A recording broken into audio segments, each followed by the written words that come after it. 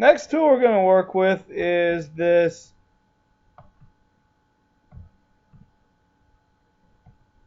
healing brush tool.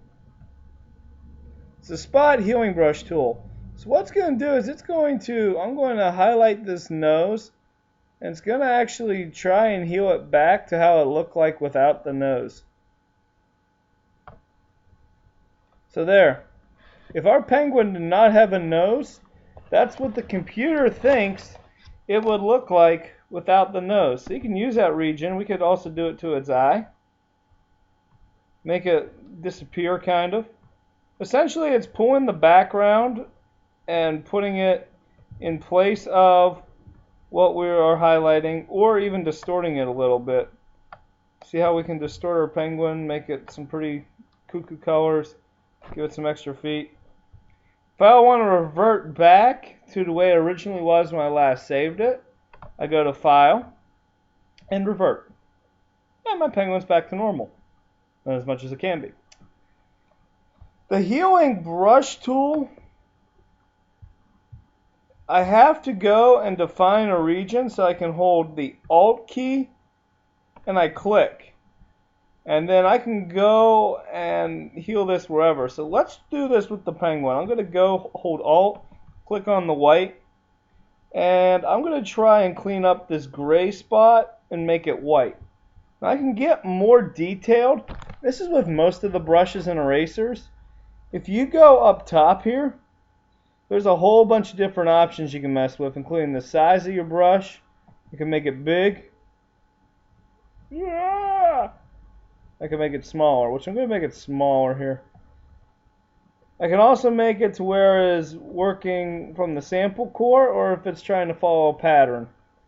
This is how art gets so sophisticated with this program. And then I just kind of hold and drag. Now, I have to be careful a little bit, because you see it brought over part of the other penguin with it. So it's actually cloning that whole region I took a picture of. So you want to be careful with that. So this may not always be the best tool to use when you're trying to do a big region.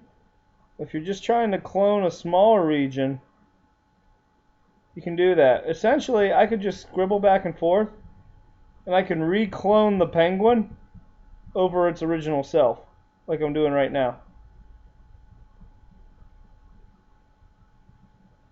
So I'm just taking the original penguin and cloning it over itself.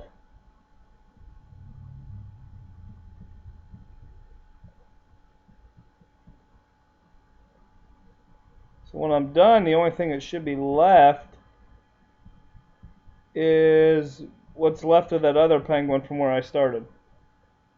And if I wanted to, I could just erase that. And I could do it again. Once I let go, I could do it again. But I'm not going to. I'm going to revert. You get the idea. So that basically just, wherever you start it, clones the penguin. So the challenge would be to try and get it to where you cloned it perfectly over its old self. More likely is the patch tool. And this tool, if I hold Alt and hit patch, will allow me to take a region. Now this tool is pretty cool. I take a region, and then I want to fix that region to look like something. So I scroll another region to find the way I want it to look. So bang, my penguin did not change that much, but if I take it down to his yellow foot, I could essentially give my penguin, that didn't work so well, but I could give it a yellow foot. Let me try it in another region here real quick. Just going to try it on the nose here, and you can see how I am able to take that and then mix it in. It's going to blend in actually. So these tools are hit or miss to play with. If you really want to get detailed, you have to focus well on it and just kind of play with it a little bit. This is some of the tougher stuff to do in Photoshop. And the last one, the content aware move, simply just, if you highlight a region, you can move it from one spot to another.